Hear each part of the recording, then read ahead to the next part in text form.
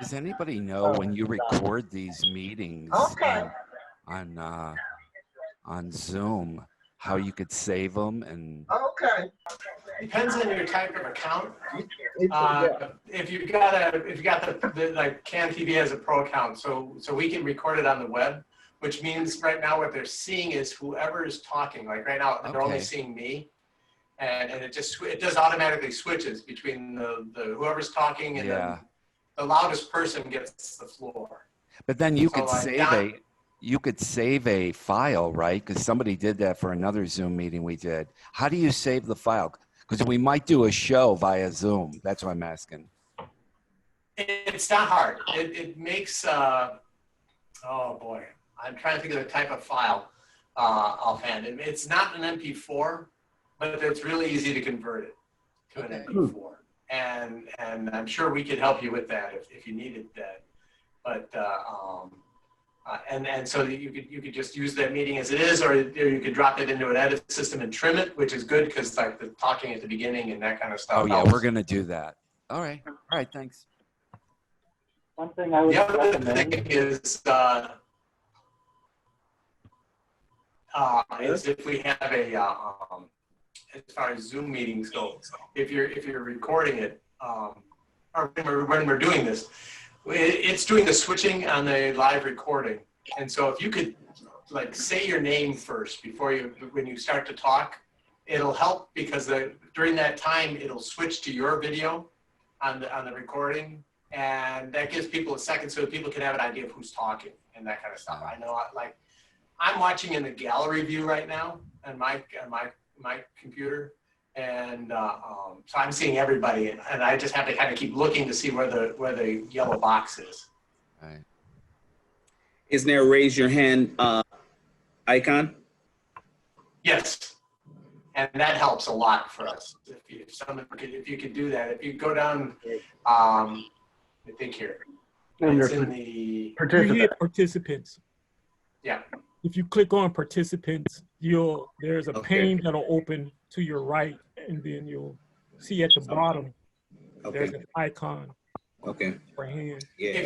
If you're on a PC, there's a reactions button. Is this Fraser? Yes. Yeah, hey, Fraser, it's Tony Harper. Hey, how you doing? All right, man. All right. Staying safe, I presume. So can you guys hear me? This is Eric. Yeah, we can hear you. Okay. So for whoever session, in the settings, if you go into the user settings, there is a button somewhere you click that says optimize for using in a third-party editing system. You want to definitely do that because most nonlinear editing software has trouble with just a raw Zoom recording. I'm finding that out myself. So because I didn't click that button, if I would have, it probably would be handling it a lot easier. It's just very, very slow to edit when you don't optimize. Okay.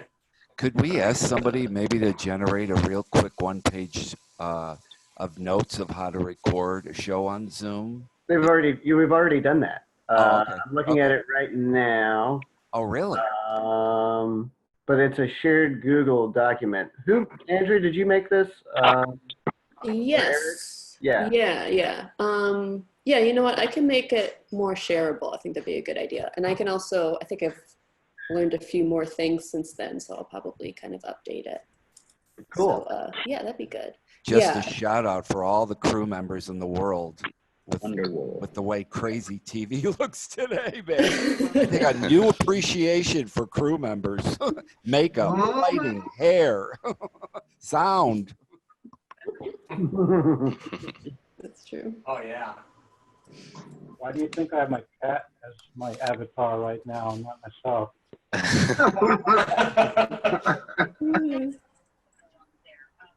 Yeah. And I've had to do that. I'm on a shaky internet connection. And so sometimes what I've done is I've dropped my video and at least my audio comes out clear. I don't know how clear this is coming out now. But. No. I know the feeling. We had Comcast come by twice because we're both working from home here. And so it kept cutting out. One guy came and said, well, I can't find the box. And so he just left. And then the other guy came and found the box, and it's a little bit better, but it still will drop out randomly. But it might be my computer, not my internet. What's the subject? What are we on here? Well, right now it's just kind of an open town hall. We're just kind of letting people come in. Okay. I hear y'all discussing Zoom, which I don't have. In fact, my PC is dead, so I got to get another PC. I'm not gonna try to fool around with Zoom on a phone. So yeah. That's why I'm on the phone. And also, this is being recorded to be sent out in video, right? Yes. Okay. Mm-hmm. Good. Did you have any particular questions for us, Tony? Well, yeah, when you guys get ready, it sounds like you guys are getting ready, waiting for people to come in. Yeah, I have a few questions about the editing software, CG, the CG software. The things, how how the CG, because I haven't. The CG, making the CGs there is not as easy as it or as it used to be. I mean, it's I know you got that laptop and then the CGs in the studio, and the last time I tried it, the laptop software wasn't compatible with the stuff in the studio, so you had to go back and forth to if you started on one and couldn't get into the other, you had to go back and forth to get things done. So, yeah, among other things, that's a couple of my concerns. So we managed to figure that out. Actually, I think, Don, it was you and I had figured out that the resolution on the laptop has to get changed. And then if you do that, you can bring over CG into the studio. So it took a little trial and error, but we did manage to figure out a way to get the laptops to work. So the resolution on the laptops there that we use to make the CGs. Mm-hmm. It's just it defaults to a lower resolution, and so the problem was that since it's HD in the studio, that it just wasn't reading them. But it's a simple setting change. It's Aspect ratio. Right. It kept squishing it, so we figured that out. It took a little trial and error, but we figured that one out. Can you give us an overall of what is happening as far as ramping up? What are the plans going forward? If anybody wants to share that. Just a second, Don, because I know Vanessa's had her hand up for a while. Yeah, two things. One, I just wanted to see if that worked, how that works, because I guess you see it, the host sees it with the hand raised, but the person who's raising their hand doesn't. And then I just was just curious about when you all are opening and how that's going to look. Are we going to be able to have access to the equipment and just general questions? And we had one other person join us by telephone. Yes, I'm Henry Cheatham. I join you. Okay, thank you, Henry. Oh, Henry. All right, I'm going back. Hey, how you guys doing? God bless you all. God bless you too. Yeah, thank you.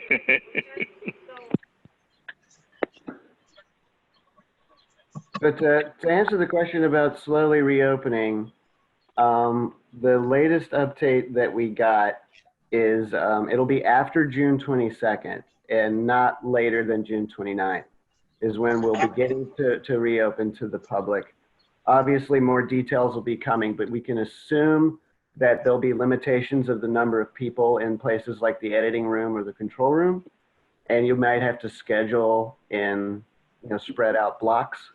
And there most certainly will be a mask order, and that'll be us too. So we'll all be in masks. I'm pretty sure we'll be providing people with masks if you don't have any on your own. But it's all pretty rudimentary right now, but it looks like after June 22nd or at the latest, June 29th. Okay. But no, nothing is as far as studios, that well, you said things will be forthcoming. I guess I'm pushing it. The studio is different. Yeah, we have to figure out how many people we can have in a place at one time. And so it might be possible to do studios, but limiting the number of people who are in the control room and in the studio, so smaller crews. Right. All of those details will be forthcoming, and of course, we'll have to follow the guidelines that the state and the city come out with. Right. But and let me ask you this in addition to the question the young lady had. You know, when you were talking about the editing suites, they're already separate. You know, I mean, in terms of the suites that you have there. I mean, they're already in cubicles and blocked off. So I don't know. You know, as far as that room goes, I think that probably could stay the same. Correct? Well, you have to be 6 feet apart. So we're going to have to limit the number of people editing at the same time. Well, actually, if you're editing on Edit Bay 6, we could have someone on 1 and 5 because of the way they're spaced apart.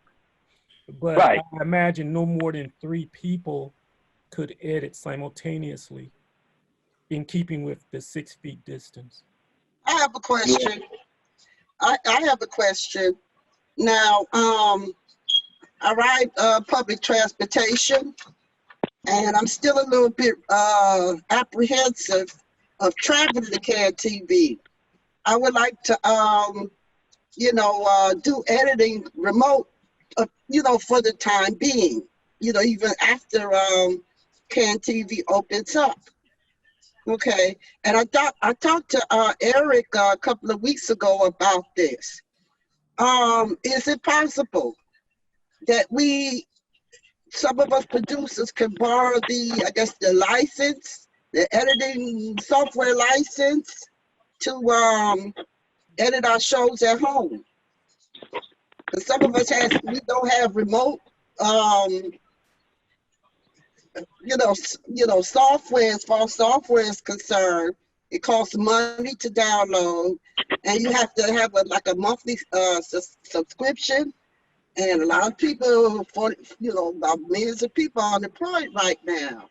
Mm-hmm. So I was wondering if CAN TV could accommodate that temporarily for us. And maybe not all of us, Well, that's a good question. They haven't mentioned doing that yet, but we have been looking into, free editing softwares that are out there. Like there's one called DaVinci Resolve that people have been talking about. I don't have any personal experience with it. Mm-hmm. But there are a few that are free. You have to have a computer that can, that has the system requirements for it. But there are a few very basic free editing softwares out there. And if people are interested, we can give you resources on that. Okay, can we have a little workshop on that? A little workshop on, whatever software is available on Zoom? Eric's got his hand raised. He might be able to talk to this, and he had it up during the last one, so it might be the same.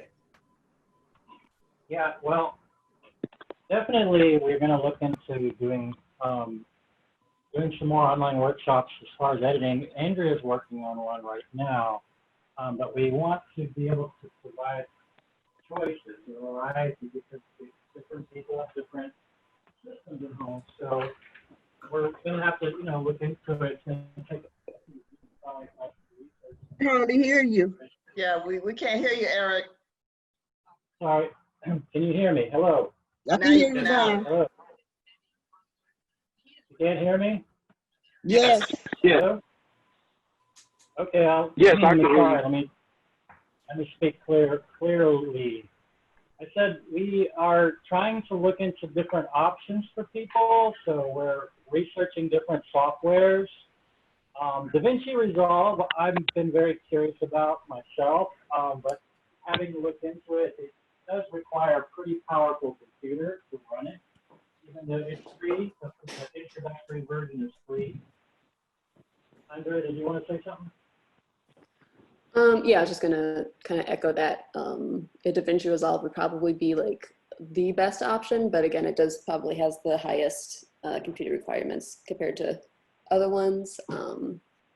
What yeah, was that you mentioned there? I'm yeah, sorry, it's Adrian. just What that- did? Yeah, just that Resolve does require a pretty speedy computer to be able to actually run properly. So that was a little tricky. And I've heard that it's technically very complicated. Right. Well, what about Windows?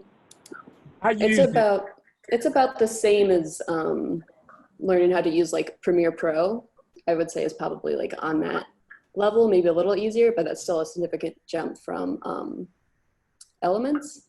I do know that you can actually, without downloading anything, you can actually edit videos using the YouTube editor. There's just like a weird workaround where you have to upload it to YouTube, edit it within YouTube, and then you can download it again to submit. So that's kind of a weird workaround, but if your computer really can't handle anything, I think that's kind of a good way to get around not having to download anything. But as far as like downloading a free program, yeah, I'm also still kind of on the lookout. So What about Windows Media Player? You know, I think you could probably trim clips with Windows Media Player. I don't know how much you can really do as far as like editing a piece together. You know, like being able to put black in the beginning and end and putting titles. I'm not sure what Windows Media Player can do as far as that goes. So yeah, I'm not sure. As far as YouTube, Go ahead, Susan. I know I air a lot of music videos. So would I want to be in compliance with YouTube regulations. If we choose to go that route, will it kind of hinder me or? Right. So then, yeah. So let's say you want to just edit something so you could submit it to KNTV, but not necessarily have it on YouTube. You could have it set to private, and then people won't have to be able to access it. It'll just be for you. So that could be a workaround. Can we have a workshop on that as soon as possible? Yeah, definitely. Okay. That's my main concern. Okay. Yeah. And if I can, project from YouTube software without actually taking the final step of uploading it. Download what you need from it. Can't hear you. What? Eric, is that you talking? I'm sorry. Yeah, it's me talking. I guess I better switch to my computer. I'm on my phone, so it doesn't sound like it's working. Let me get. Yeah, you going in and out, Eric. But Okay. I was. May I ask a question? Is it okay? Yeah, Don. My question is when we, when everything was canceled, we had scheduled studios that were canceled, and when we canceled them, somebody mentioned that they would be like on a priority. Is that still accurate, or is that not accurate? I'm assuming it would be. That, I mean, all the information that we had is still there, so we can see who was scheduled. So I imagine the people who had to have their studios canceled would get, the right of first refusal. Okay. And what about the? Will we be able to make up for the couple of months or so that we've been away, as far as our production time?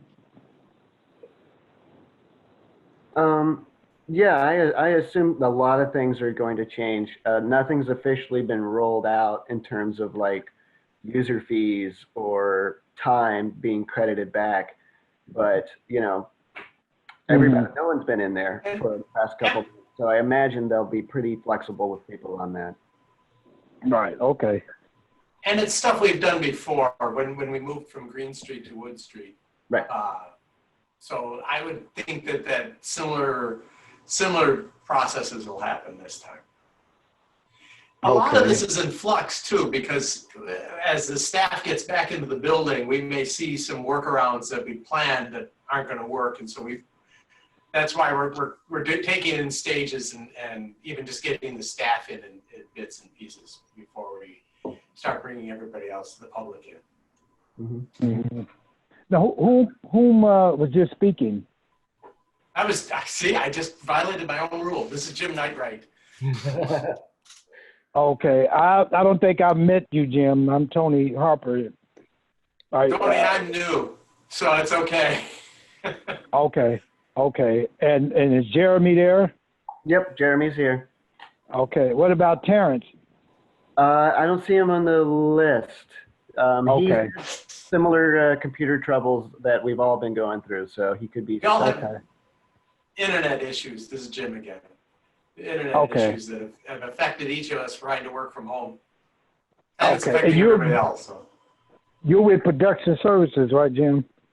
Yeah, I am. I'm the new guy on the pole.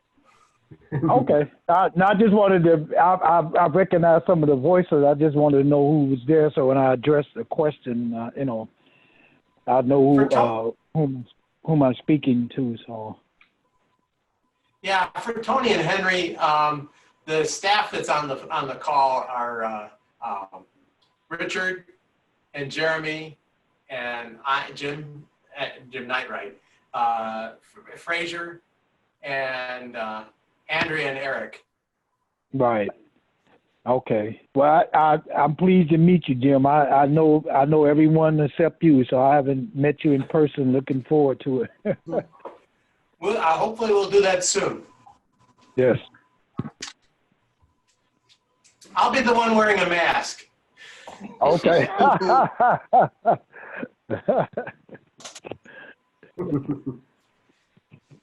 Now, is Andrea, you mentioned about the making that available, the how to record on Zoom. Where would we find that? The kind of like the directions. Yeah, sure. So I'm guessing we'll probably end up posting it to the website. We have that little like news and blog that we've been kind of adding stuff to sporadically. Okay. So it'll probably end up living there. And then we'll probably, I'm sure the regular KNTV email will probably send out a blast to people. All right. Appreciate you guys doing that. Because I'm looking to produce some Zoom shows. So yeah, that'll help out. Cool. Join the club. Every network in the world is doing that. It's all the reggae shows been canceled, and oh my goodness. So I'll be doing interviews on Zoom. I have a question. This is Lloyd. Yes. MP4 is the same as MPEG-4?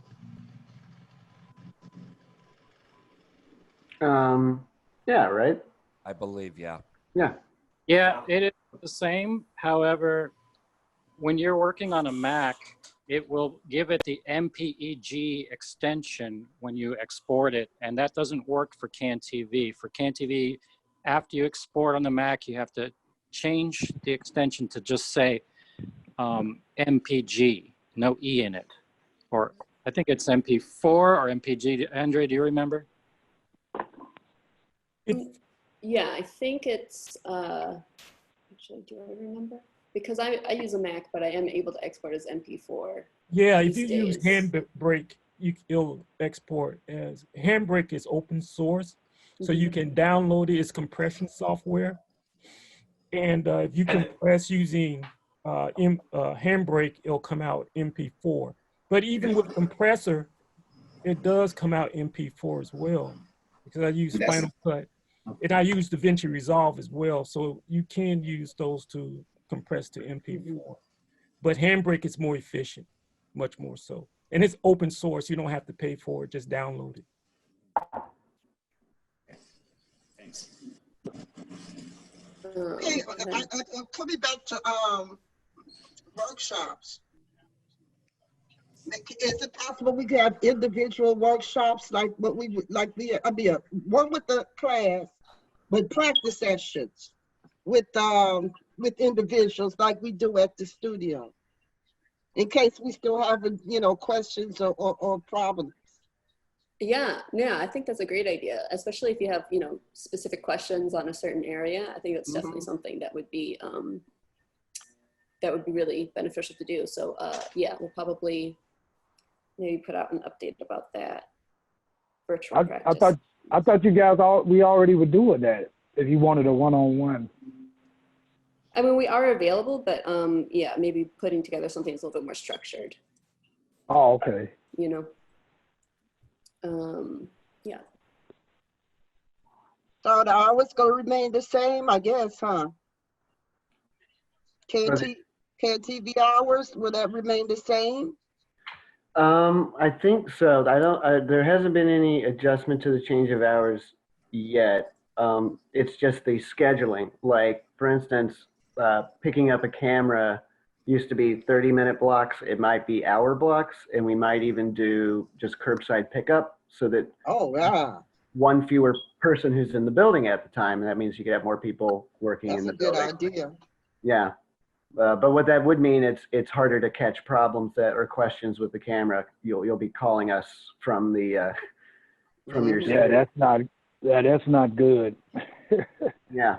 It's an adjustment, but we don't know. Again, nothing's exactly clear yet. We're still all trying to work this out.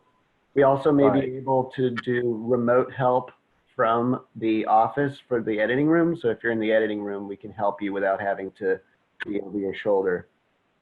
That's something they're looking at. But again, all of this will be passed on to you guys as soon as we get it. Right. If the city is still in curfew, that may affect it. Yeah, Yeah, that would affect it. yeah, that's true. Giselle, were you interested in a virtual one-on-one or an in-person one-on-one? Virtual, Oh yeah, then we can totally do that. okay. Yeah, that's the only thing that would stop me is the bus, you know, because you know, Oh, yeah. packed up and people on people on top of each other. That's the only thing that would, you know, I'm the same I'll way. be skittish for now. I take the bus too. So when we reopen, I think I'm going to be riding my bike, rain or shine. Yeah. So the school's off, you know. Yeah. But I was reading somewhere that they say wearing a mask is incredibly effective. So I feel like if we can just make sure everybody's wearing masks, and it's just up to everyone to kind of be responsible. But you know, everybody following the rules. Not everybody following the rules, you know, because some people, oh, it's a hoax, and you know. Yeah. All right, so can I ask you a question as far as like, you know, sanitizing the cameras or whatever? Because I don't know you, if you don't want us to do it as we're doing stuff, so how does that work? Are you all gonna like, you know, sanitize stuff every time you give it to somebody? Yes. What about the things in the, okay. We're And so gonna they'll be like, we're gonna be wiping down pretty much everything frequently. That's gonna be a big part of our jobs, and then we're also going to be doing contact tracing. So people coming in, we will sign you in and out, just in case somebody we know tests positive for it, we can trace it back to see who was potentially exposed. So yeah, there's gonna be a lot of changing of procedures on the staff side, but yeah, Okay. we will be sanitizing everything. okay, and then what about like the thermometer things? Are you all gonna be doing that, or does anybody like, we can come in, or do you have to like not have a temperature? You know, a lot of people are doing that. I don't know if you all are gonna do that. We haven't heard anything about that. I think it'll just be limiting the number of people and limiting the hours, the scheduling of people who can come in. If we do have a thermometer system in place, we haven't heard about that yet. Okay. Obviously, that the management would make that decision and let us know. And then one more question, like, so somebody wants to do a show, like they're doing a talk show. How is that gonna work? Because if you've got like the person coming in, then the talent coming in, then the people on the computers, then the people in the back, how many people are gonna be able to be able to participate? That's a big question, and that's something we got to work out. We got to figure out how many people we can have in a room. So a full crew for a studio production may not be possible, but you can still make it work with a smaller crew and fewer guests. And again, like it'll depend on what the city and the state say. They might just be a strict limit to the number of people who can be in a building, and then that'll decide what we can do going forward. But yeah, they are planning to have the studio up and running. It just might be that like staff will have to monitor it from outside. and that the control room might only have no more than a couple people in it. But we'll see going forward. We'll have more details soon. I have a suggestion. I know when you do a studio show, we only given 4 hours to edit, and that's because I guess you do a studio show, everything is presuming that everything made in place, the music, the graphics, or whatever. Mm-hmm. What if when we do a studio show, it's just raw, and then take it, because that control room is tight, and I don't see how social distancing will work in the control room. But if you have an audio person and someone on the switcher, you know what I'm saying? And then maybe one person who's doing the camera help set up, I don't know. But maybe if it's like that, maybe if you did this taping in the studio, that you'll have more editing time. Yeah, you're right. It'll be a real challenge, and we're all kind of figuring it out as it goes along. But I know there's some people that I talk to who work in television stations like NBC, and we're hearing how they are implementing it. So we'll see. We'll work on it. Obviously, it's different with us since people create their own content. Not everybody can be the one-man band, Keith McDonald, running back and forth. So we'll see. Maybe staff will have to be a little more involved. I don't know. But we'll see. That's going forward. They'll let us know. Right now, they're just trying to figure out how to get masks on and what the timelines will be for reopening. So we'll get. Well, we could. You as soon as You could all. I'm sorry. Go ahead. Oh no, I'm done. No, I said you could always record stuff in the studio and then edit it after it's done. Exactly, that's what I'm saying. But then the policy right now is if you did do something in the studio, you only have 4 hours to edit. Production services only allows us 4 hours to edit. If you take something raw in the studio, you're going to need more hours to edit. Right, and that's honestly something we were talking about before all of this, that 4 hours really isn't that much time, especially 12 hours ain't that much time. Right. I mean, because you can spend an hour just trying to upload your footage, and there's a quarter of your time. So they were thinking of expanding it anyway. This might just be the push they need to boost those numbers a little bit, because usually it's just you get to your 4 hours and then you ask for more and you get them. We might just give you 8 hours right out of the bat. I don't know. I don't want to put a number on it actually, because we don't know for sure. I don't want you guys to think I'm stating policy changes yet. Right. Okay. This is Jim Knightright again. Eric's got his hand raised. Okay, thanks. There is one other possibility in the studio. You guys hear me, first of all? Yes. Yeah. Yes. Okay. Okay, so another possibility for the studio is that in the TriCaster, you can set it up so that the person who's in front of the camera can just wave their hand in a certain direction and it'll cut to a particular camera that you've set up to cut to. And so then you don't need someone on the switcher. You can just switch out there in the studio. So we can maybe do a workshop on that if people are interested in that. Yeah. Repeat that again. So you're saying that by hand motion it will switch? That's what you're saying? Correct. Yes. Henry Cheatham. You set up a button, a virtual button, so that if you go here, it'll switch a camera, and then if you go here, or anything. I've seen Miguel play around with that in there, and I know we didn't really unveil that for people to be trained on, but it does have that technology, and you can do that. You can direct yourself from the stage. So yeah, that works. That sounds like a good feature, Henry Cheatham. It sounds like a good temporary feature. Will help some of the productions to move along.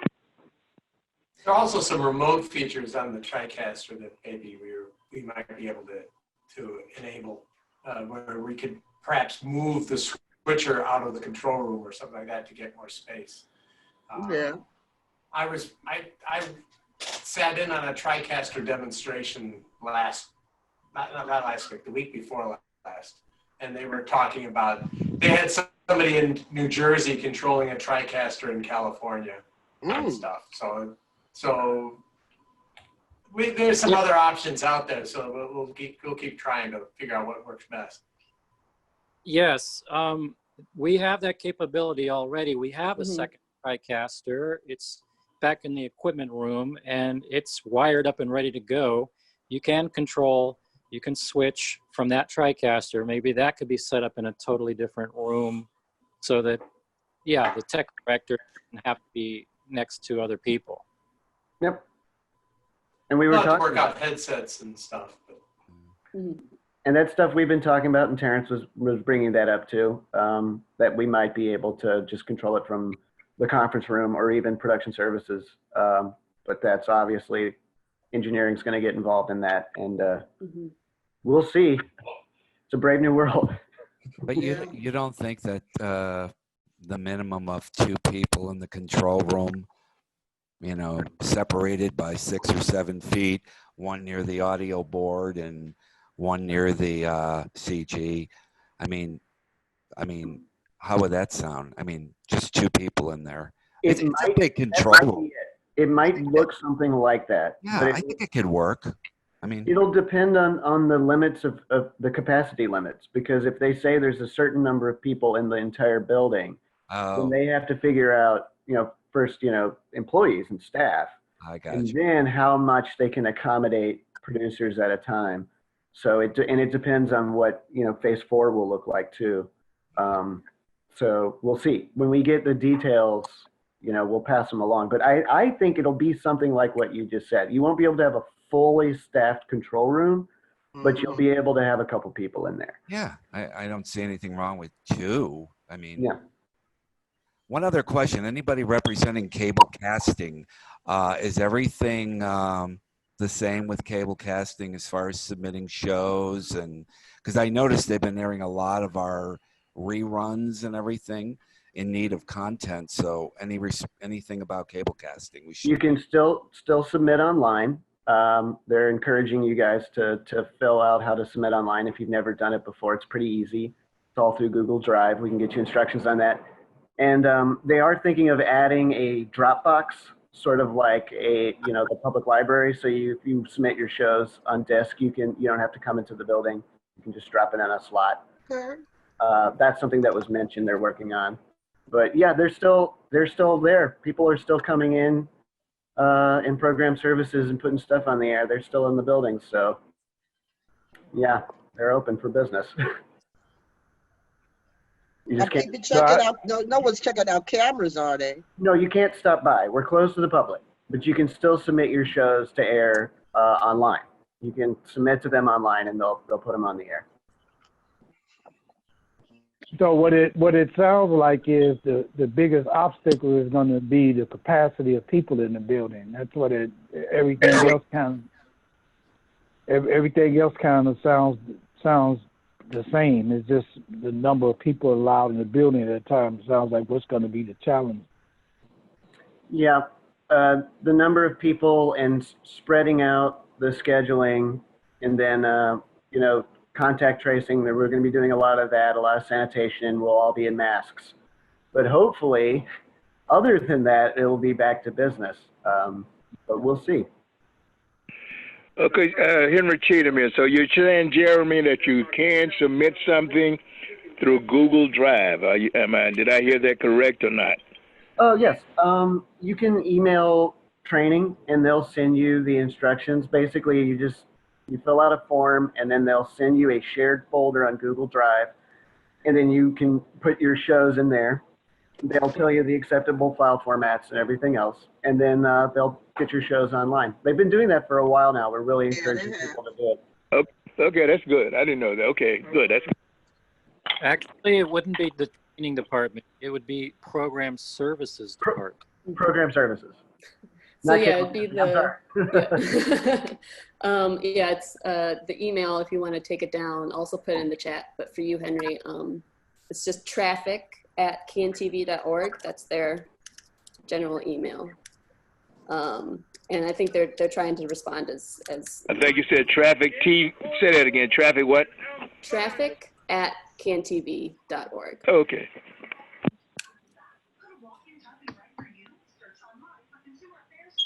Yep. And yeah. And that would be .org, right? That would be .org, right? Yep. Correct. Oh, gotcha. Okay, thank you, Razia. Thank you. A lot of that is available on this is Jim again, on the member center on the website. If you're trying to look for stuff like that, it's if you go through the member center, there's the forms and some of those procedures are all available right there.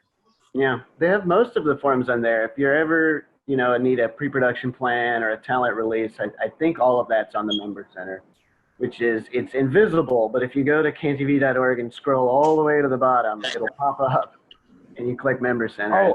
Oh, all the forms are there. I've done that. I've submitted stuff like that. Production, pre-production plans, all of that. Yep. Just so people are aware, if you are going to upload your content, it can take quite a few hours for that upload to finish. So it's something you would probably want to do overnight. Like start the upload and go to bed, and by the morning it should be done. Yeah, that's good. You mean submit on Drive? Yes. But your file might be large. It might be whatever, 1.5 gigabytes or something, and that can take quite a few hours to upload. I have another question. How is production services keeping up with tracking numbers and stuff? The green sheets. Like say, suppose I turn in something tomorrow, a new project. How is production services keeping track of our shows? It's a good question. The way it's supposed to work is that program services logs it on a daily submission log, and then we go back in and add in the project number to make sure that it's closed out.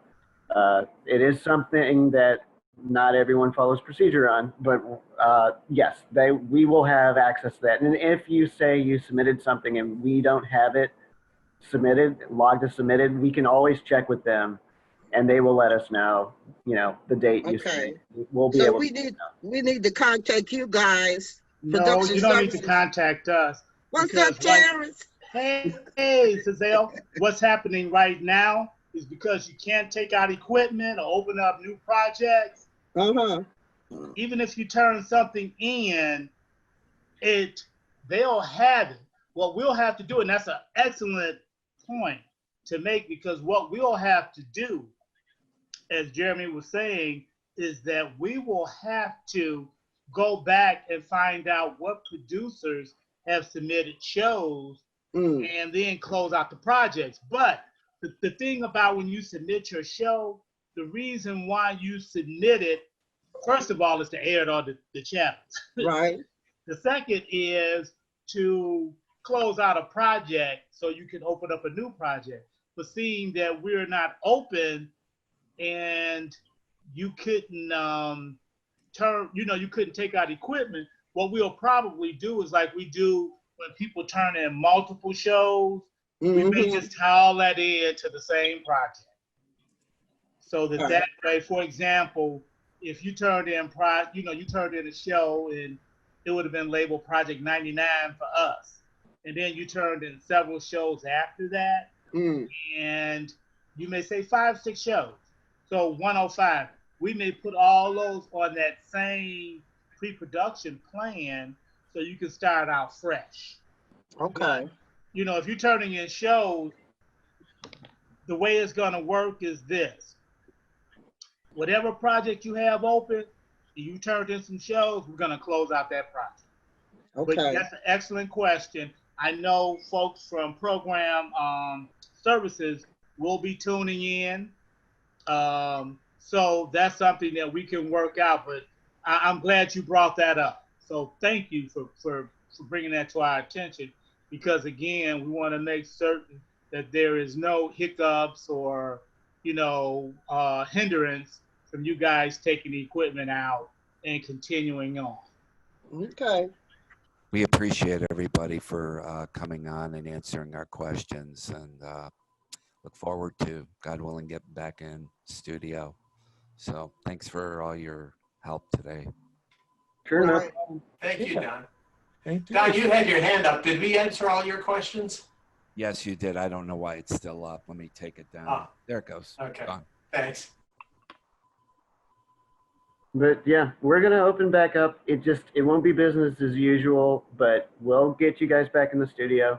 And if you had something scheduled, then you probably will be given, priority for booking when we start doing that. So we'll get back to doing shows. It just it'll take a little while. We'll have to change some stuff up, and we'll hopefully see some creative looking masks. So it doesn't mean that the big studio will be open immediately on the 22nd or the 29th. Probably no, not. but no. Okay. What's happening? And Jeremy, can you send an invite to Mike Gleason? To Mike Gleason? Sure. Yeah, I'm looking at what he is saying, and he said that there is none here. So, I mean, he's not on. But to answer your questions, Azelle, at this point, we have a tentative schedule, but things are subject to change.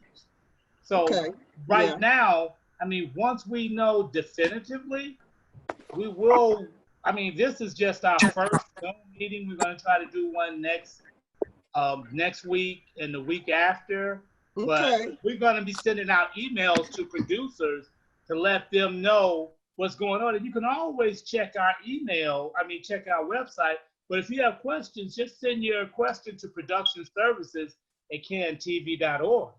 And that way we can definitely address it like right away. Because I check those, I'm checking them now. I check those pretty frequently, and I send, information to the production services staff, so they're in the loop as well. Mm-hmm. So, because we don't even know, say for example, we open up on the 29th. We haven't decided what studio slots are going to be available. We got to do sanitizing, we got to do the social distancing thing. There's a lot of things we got to put in place prior to folks coming in. So it's not going to be business as usual.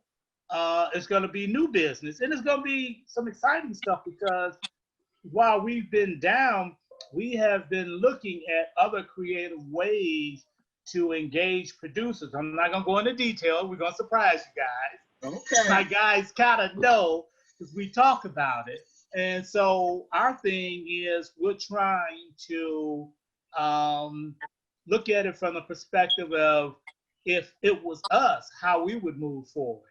So again, we will be sending out notices. It's interesting. I don't want to take up all the time because we got other people trying to chime in. But I did get forwarded a voice message from a producer, and she was asking the same thing. And I'm like, well, we sent out emails. You didn't get it. She said, well, I don't check my emails. I get so many of it. I'm like, well, why are we sending you an email and you're not checking? That's why we send it. You don't have to check my emails. But just scroll through it so that way if you see something that's, different than scam, answer it. So I'm going to shut up and let somebody else ask a question.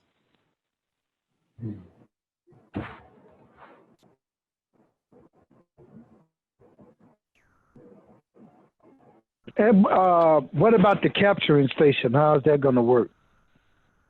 What's your question about the capturing station? How being where it is and all, and everything, the social distancing and all that, the capturing station is still going to be in the same place, right? We haven't made a definitive decision yet, to be honest with you.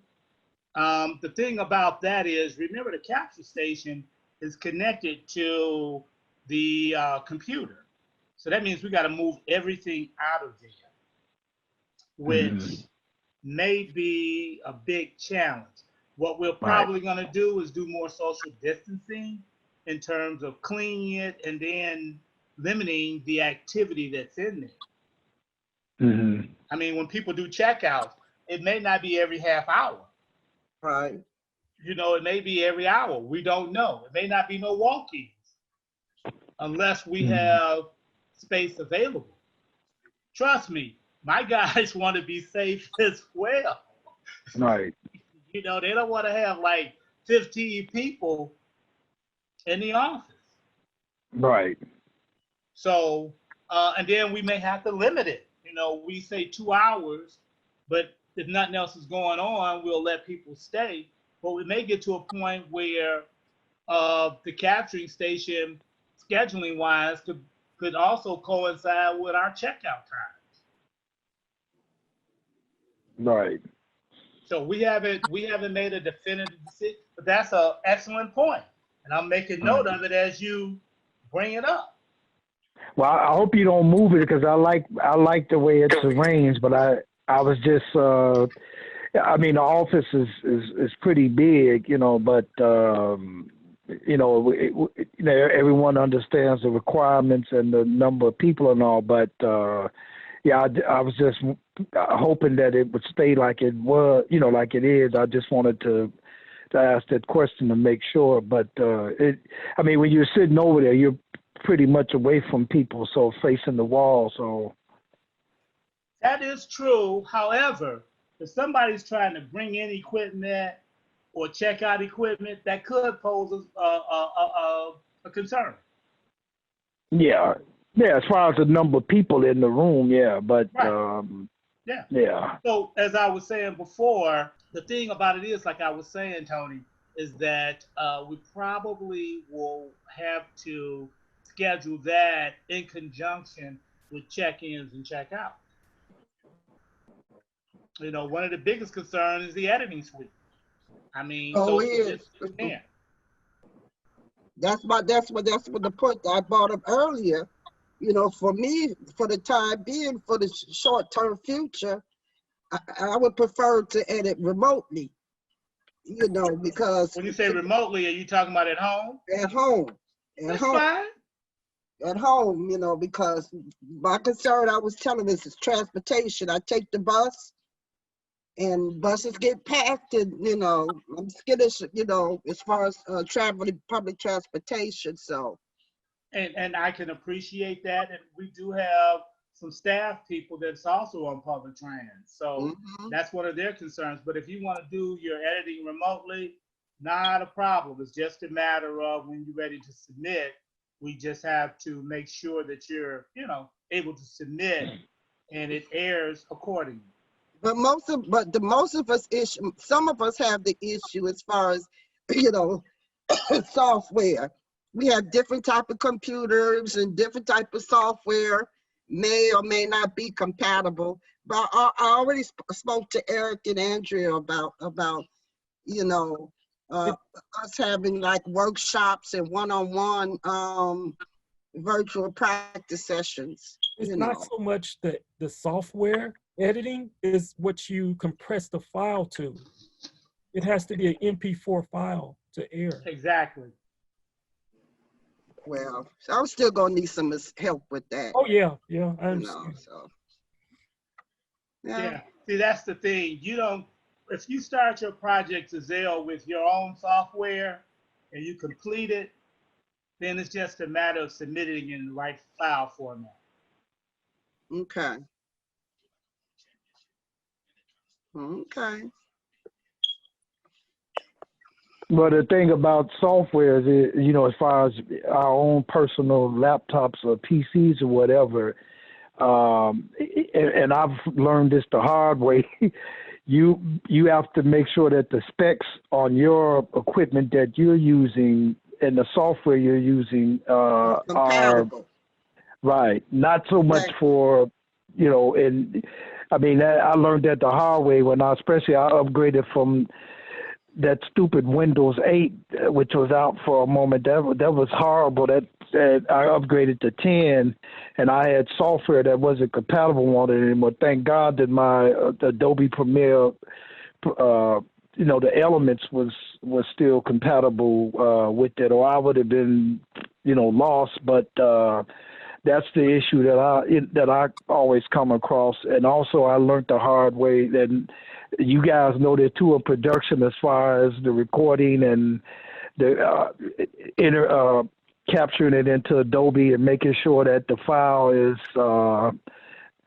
compatible with the with the Adobe there and whatever other software that you guys have there. So I'm just throwing that out. So you guys, when you do get software, whether it's open or you buy software, just make sure that your PC and the specs and the space and everything is all that stuff is in line.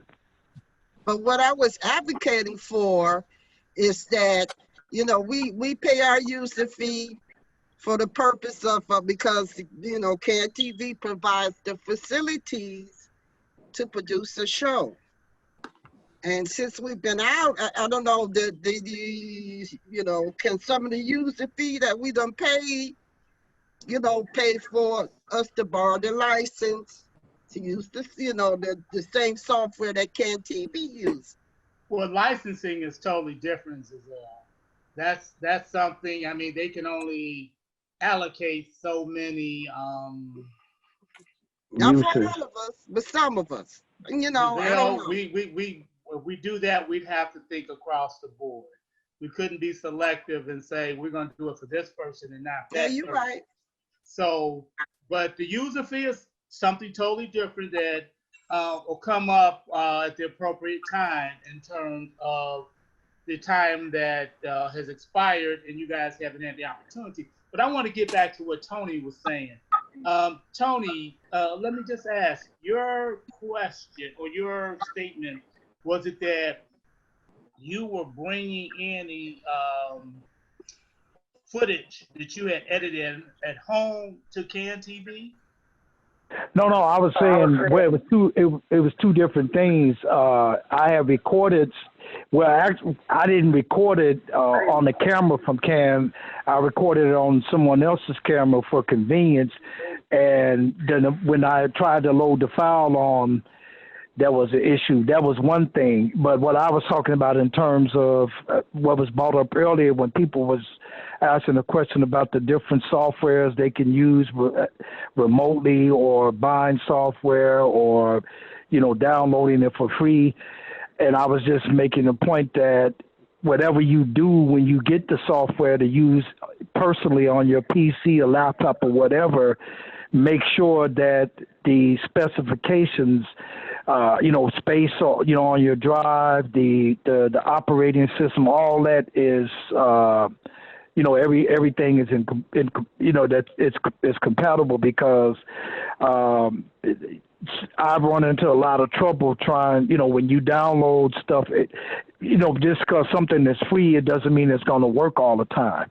So you have to look at it and look at your operating system and your PC in general, or laptop, or whatever people use, and make sure that all of that is in compliance with everything that you're doing. Because you'll run into trouble.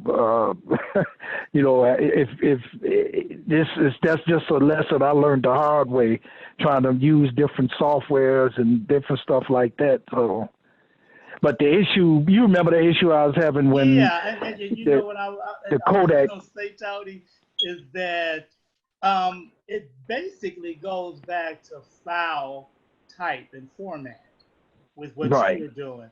The gentleman, he didn't give you the file in the format that you could use it in. Yes. And the editing. Yes. And Right.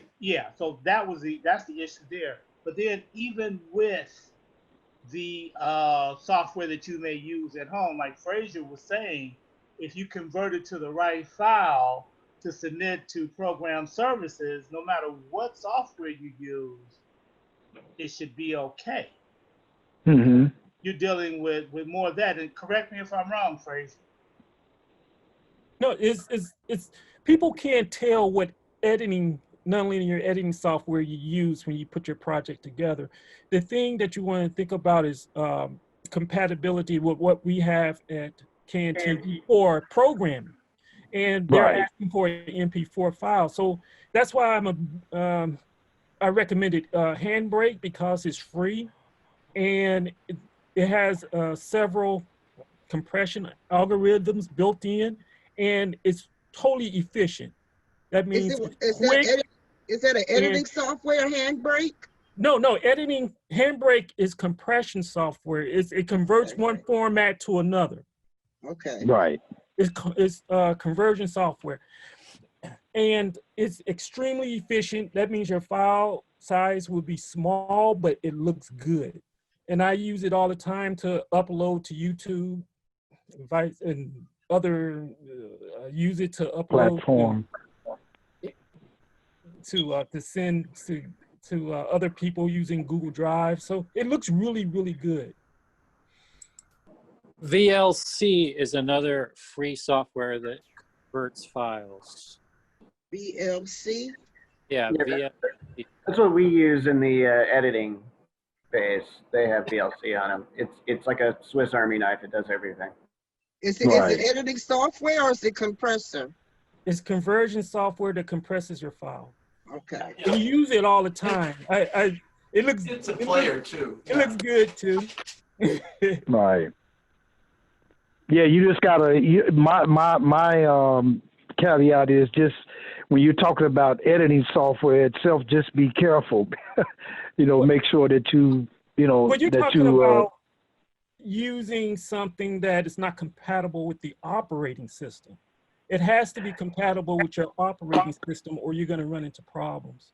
Right. Regardless of what type of software you're using. Right. What type of And software then- are you using? Who, me? You should download you. VLC because you're used to using that. I mean, I had forgotten Right. about that. Everyone has used VLC in the editing labs. Right. Well, there's a lot of them out there that some of them only let you convert a certain amount of files a day. You can convert music. You can convert compress them to MP3s, MP4s, and whatever. But yeah, it just as I said, I'm just speaking from my own personal. How I've come across some of these things with software and compression files. Just know that you are watching how things are working and that things are compatible. Like you said, that you're going to run into problems if your operating system can't handle it and So what things like editing that. software are you using? Oh, Premiere Elements. Adobe Premiere Elements. I just have an earlier version. I use 12. When I get another It costs to upload? Well, no, I had to buy it. It was. I think I paid like $300 for it. That's when they were still selling. That's when they were still selling the disc and everything. But now you can pay for a subscription for it, and things like That's how they're selling all the software now, and these subscription things, which I hate. But they're doing that to limit pirating. Like Terrence was talking about the licensing. That's why the licensing thing is pretty tricky because. You have to pay for that, and sometimes the manufacturer won't let you do it.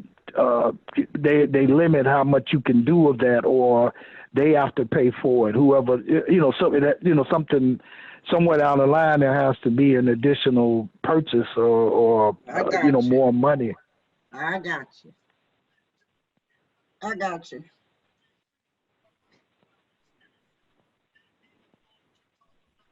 Jim, I'm sending stuff to you. I hope you get it. Okay.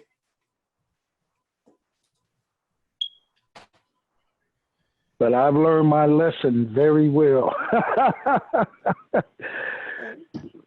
And Tony, that's a good thing because not to say it turns out to be a bad thing, but what it does is it lets us know the limitations and what recommendations and what we need to do to allow things of that nature. So bottom line is we gonna steer you in the right direction so that way we all can have a win-win situation. Right. No, like I said, I think, you know, it's, you learn by falling down. Sometimes that's the best way to learn. It's a hard fall, but you know.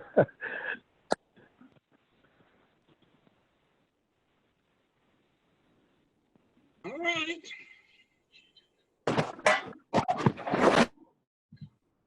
Well, once again, thank you all. I have to get going, but I look forward to seeing those directions, any kind of help we could get regarding Zoom, because I mean, you know, Zoom is good if you think about guests that are not going to be able to make it to the studio.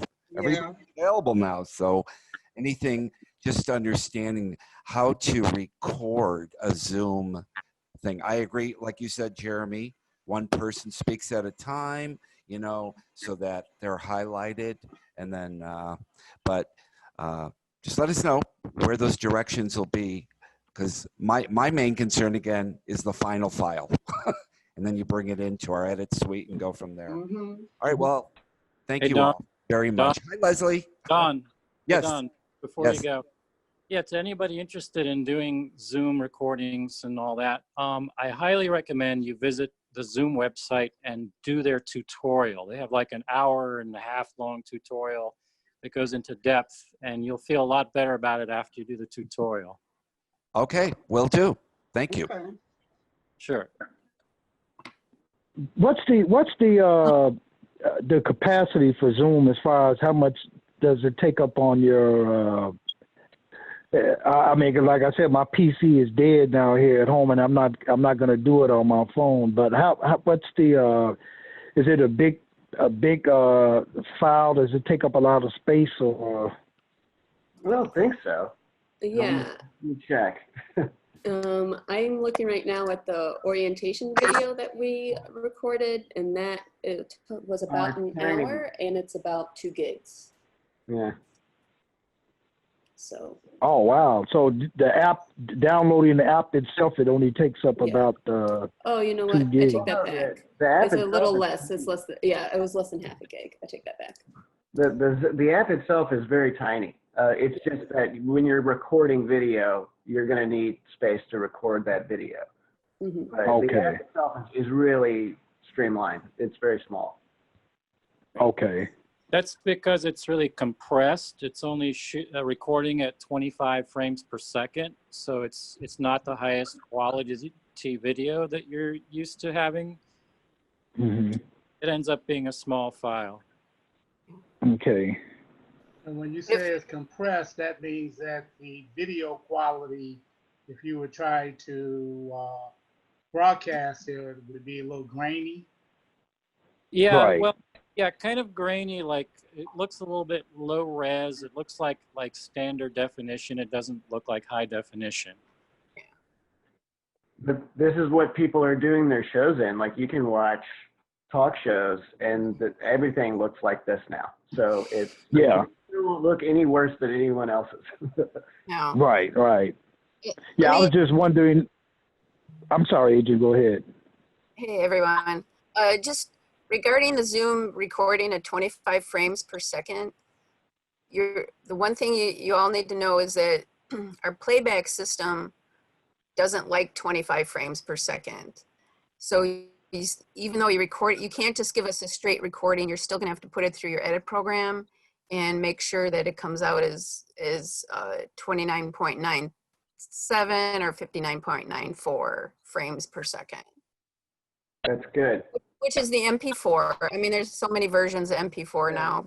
But Yeah, thanks, Leslie, because that's what I was thinking about. It's like, how is it gonna look?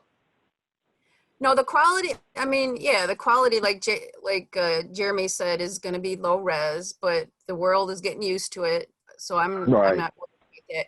But the playback system definitely does not like 25 frames per second. So, but you're probably going to want to put a header, a title page on it anyway, and maybe something else. Right. But even if you don't give me a straight Zoom recording. Right. See, you just brought up exactly the thing that I was talking about, Adrian, Andrea. That's what I was talking about. How when you use this stuff, to make sure that all the specifics are, that we know what the specifics are and everything, and that's good that you brought that up. Yeah, that's exactly the thing that I was talking about. But I haven't had a problem seeing stuff in Zoom. I couldn't tell. I mean, I know sometimes it acts up, when you watch the broadcast news and shows, sometimes it freezes up and there's some, a lot of, it slows up sometimes, but for the most part, you're right, Jeremy. That's what, everything you've been seeing for the last couple of months, as far as broadcast TV, it's worked fine. Yeah, it's a brave new world. All right. Just to anticipate, some people might want to stream some of our CAN TV cameras straight into Zoom. Right now, that's not possible. The tech guys are saying that requires like $1,000 box to make an interface, which we don't have at this point. So before you start asking that question, I just wanted to say that. You can record it and then edit it, but you can't stream it straight into Zoom from our cameras at this point. Right.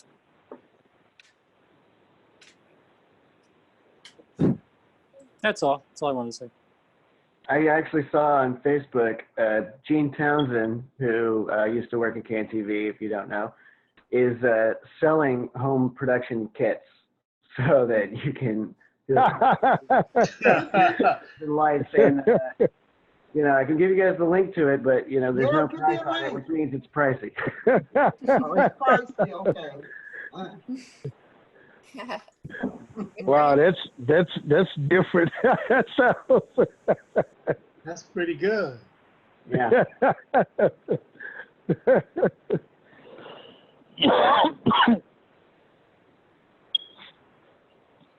So you guys have any other questions or concerns or stuff like that? Especially since Leslie's here, any program questions? What?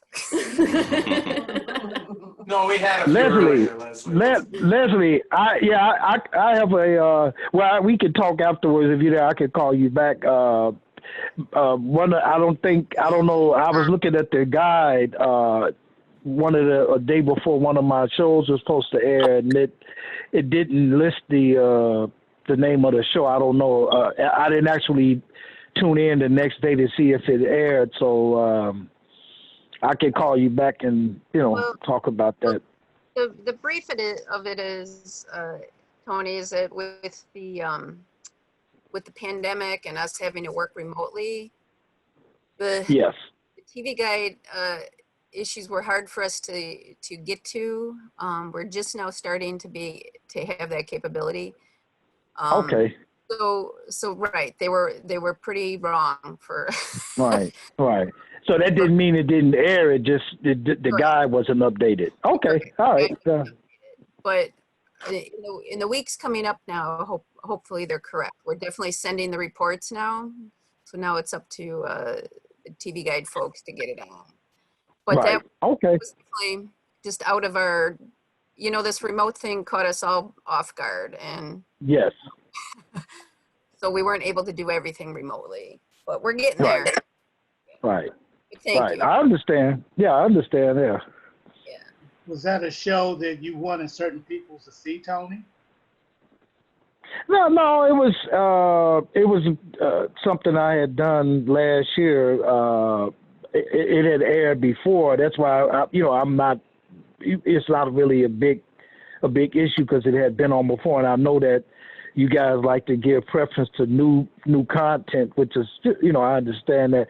I just was making note of it that I didn't see it in the guide, and it was supposed to air the next day, which I wasn't able to tune in to see if it did or not. But Leslie just answered my question. She said just because it wasn't in a guide doesn't mean it didn't air, just that the guide hadn't been updated.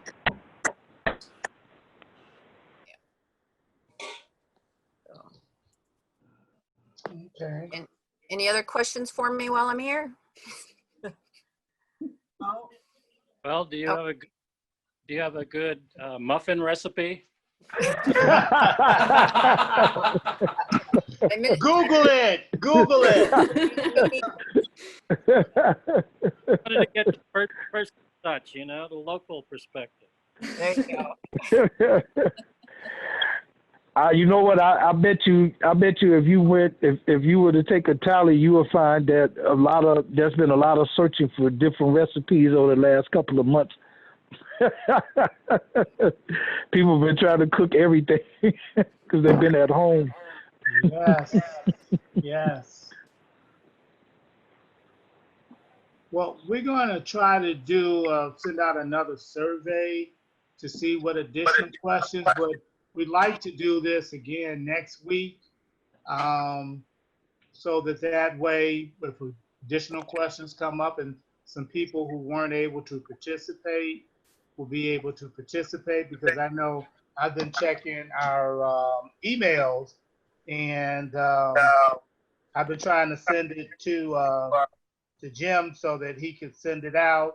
So it could be a thing where, like myself, people may have gotten the time incorrect. So we'll try to keep doing this and keep you guys updated as to what we know, because again, our purpose is to keep you guys connected, especially in our department, because the way we are, I mean, we're, hands-on, face-to-face, so customer service. So we want to make certain that when we do open up, that we can continue that and improve on that, and get things where we'll be a new normal, but we can get some activity going, and hopefully as we move along, we'll make adjustments to keep that going, because even with the check-ins and check-outs, we have different things that we're looking at,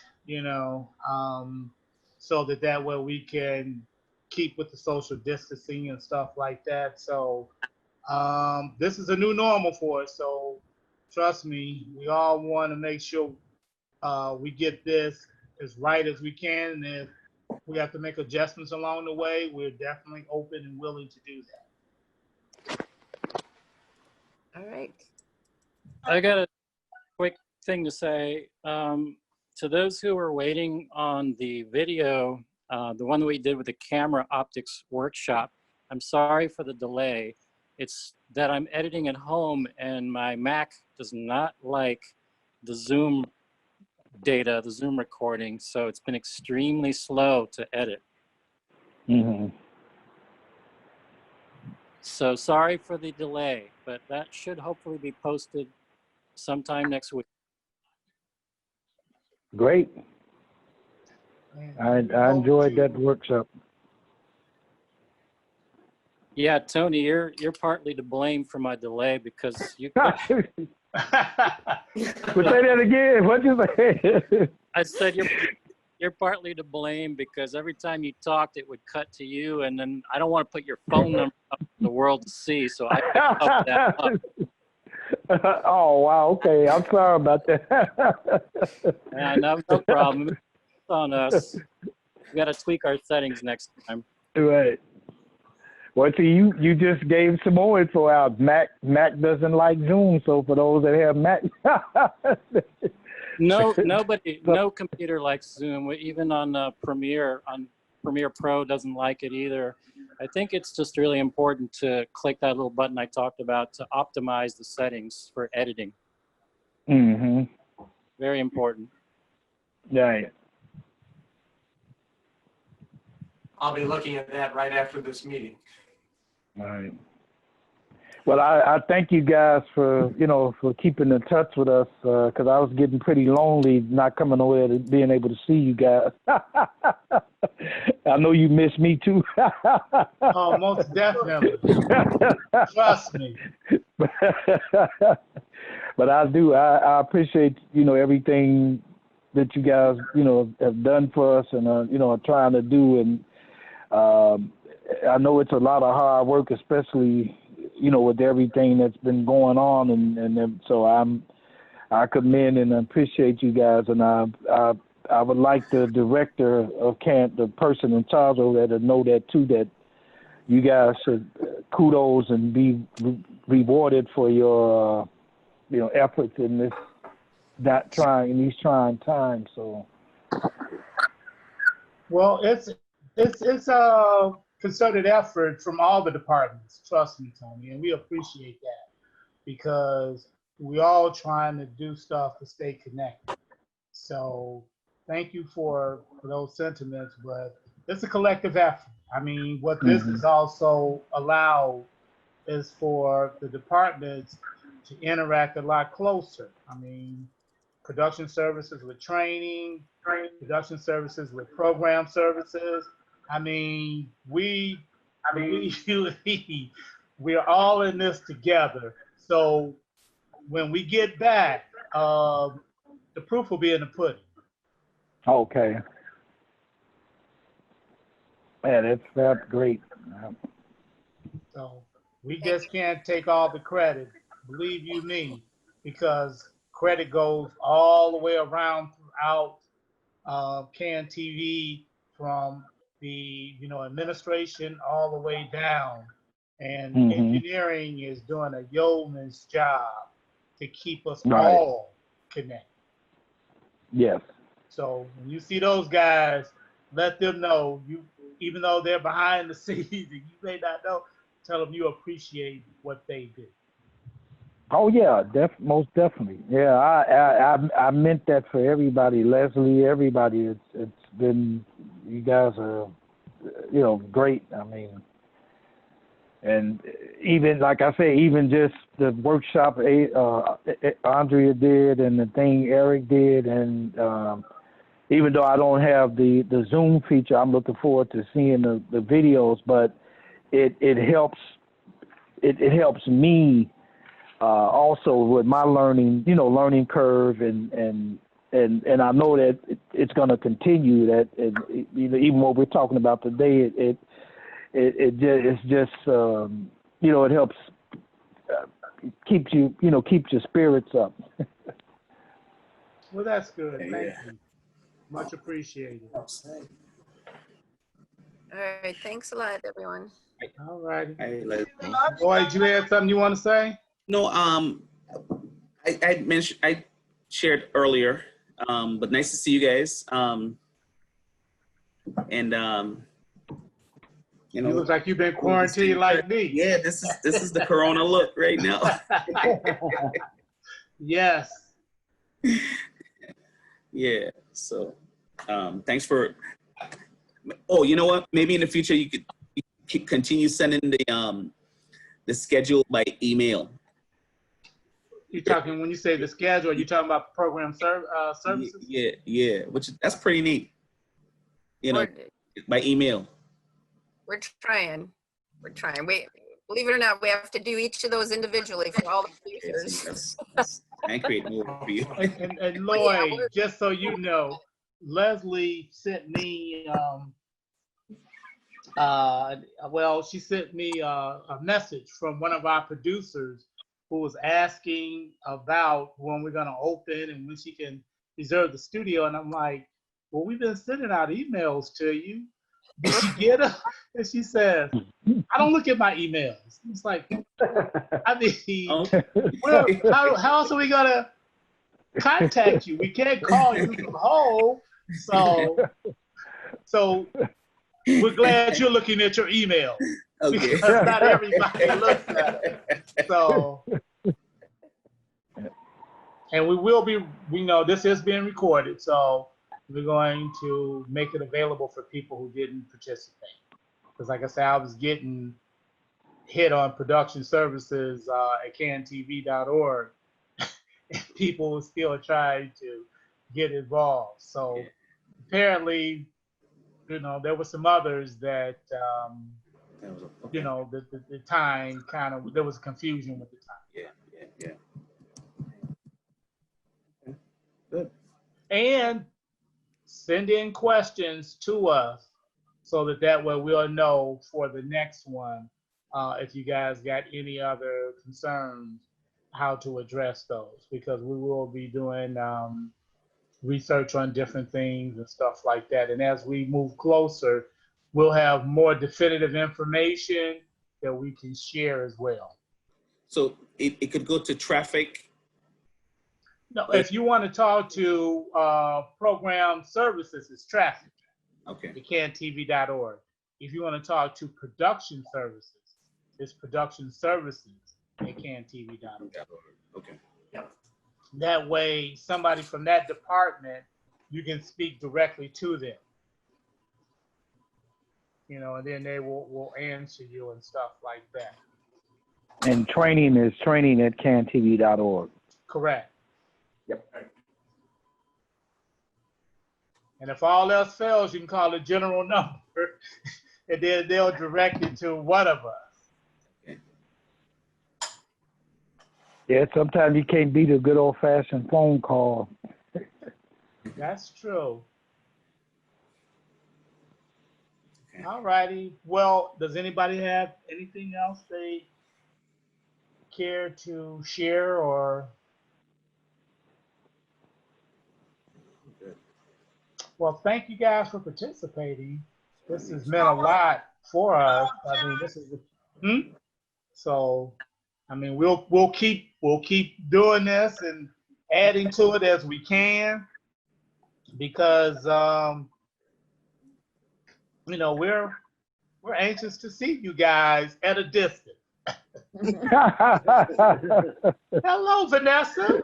Hey, how are you? You were able to tune in. I know you had to work, and you said you would tune in later. Yeah, I was lucky. I managed to, have a break. So, and Vanessa, somebody I talked to over the break. You know, we had her incorrect email, so obviously we got the right one. Yeah, finally got the right one. But the emails, they come from personal emails, or do they come from like CanTV? Because I think the emails that I got one that had your name and one that had Fraser's name. It's a my lot of CanTV. times if you're looking through emails, because mine split up in 3 different things, like primary, social, and promotion. So that's why a lot of times you don't see them. If it comes from one thing, you can look that up. You know, now I know who you are, I can look you up to see if there's any emails. But it should be CanTV. One of the things that we've done in our department is, of the producers that are current, we split the list up. So Fraser sends out a specific group, Jeremy sends out a specific group, Richard sends out a specific group, and so does Jim. But when you guys respond, it goes to production services at CanTV, and it comes to me, and then I send it out to those guys so that they know what responses I'm getting. Okay.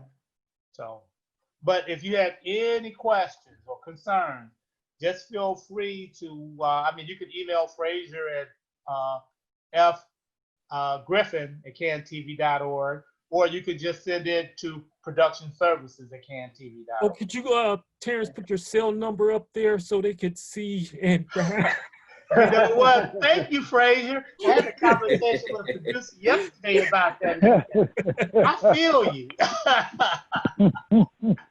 We don't want to lock it in because we'll be contacting you at all hours of the night. I'm like, I know. So that's why we try to keep it general. But you know what, Fraser? I do have yours, so I'm more than happy to provide that. Just Vanessa, did you have any questions or concerns that you wanted to address? no, I think I've asked already, so I think I've got it. Yeah. Okay. All the workshops would be good though. Yeah. Yeah. Yeah, we'll have additional production services workshops, but I think training is working on some stuff as well. Okay. Yeah, we got some stuff And then going.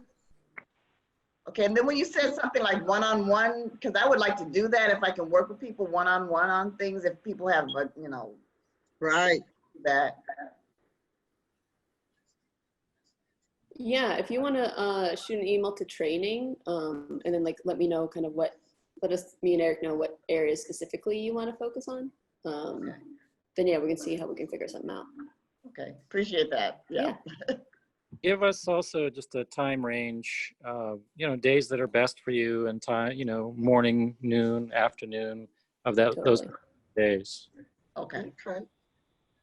Yeah. All right. That goes for you too, Lloyd.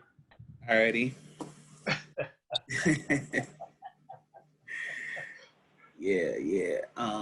I guess we'll be working a lot remotely for a minute. Well, you know what? That could be true if that's what you want to do, but I think that I would say probably by the end of the month, we may be doing a soft opening or something. We'll let you guys know as we know, but I mean, according to the city, we're in phase 3. So unless there's a change with what the mayor is talking about, we'll probably kind of follow those guidelines, because we are in Chicago, as opposed to what the governor is doing across the state. So we have a little bit more of a concentrated population. So, and knock on wood that nothing else happens that will detain it, but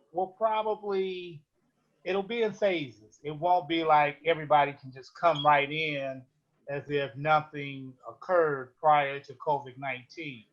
No, we want everybody to be safe, because we don't want it to have a relapse of this stuff. So, but yeah, we will probably have a soft opening and stuff like that. And as we know more information, I know we will send out emails to you guys, but we'll have this type of platform so we can, see you guys face to face. Okay. Thank you, everyone. It was good to see you. Thank you, Leslie. Good to see you, Leslie. Good to see you. All right. Thank you. Thank you, Good night, Leslie. everyone. All right. Signing off. All righty. Yeah. Bye, everybody. Take care. Let me get to that Zoom calendar and reserve it for next week. Get the right time down. Thursday at 1. That's what Thursday I'm looking at at. If I can't get that time, we'll let you know. Okay. All Be right. sure to RSVP. Correct. Oh yeah, make sure that link is live too, because the link didn't work for me. I don't know if it was my whatever the case was. When I clicked on the link to reserve, I had to send a separate email to get the information to get on the call. So Yeah, I saw your email and I forwarded it to Right. everybody. So yeah, Right. you can do that. Right. Okay. And if there's another meeting going on, the link won't work until the actual meeting time. So that's the other thing. Okay. If you do it too early and training's having a consultation, they won't let you in. Okay. For the reservation. Okay. Okay, gentlemen, I want to thank you guys for the information that Henry Cheatham here that I've heard. Hey, I appreciate it. Yes, and I must be moving along right now. But thank you, guys. And I think the idea to have it every so often is a very good idea. So just keep the emails coming. We're gonna do it next week. Okay, same We'll do time. it next week. Yep. As soon as we close this out, my intention. But it'll have a is different password and room number. So Correct. I got a meeting number. All right. Well, thank you guys very much. I appreciate the information. All right. Thank you, Have a man. good day, sir. Thank you. Good day to everyone. Thank you. Bye-bye. Okay. Have a nice one, guys. All right. Bye-bye. All righty.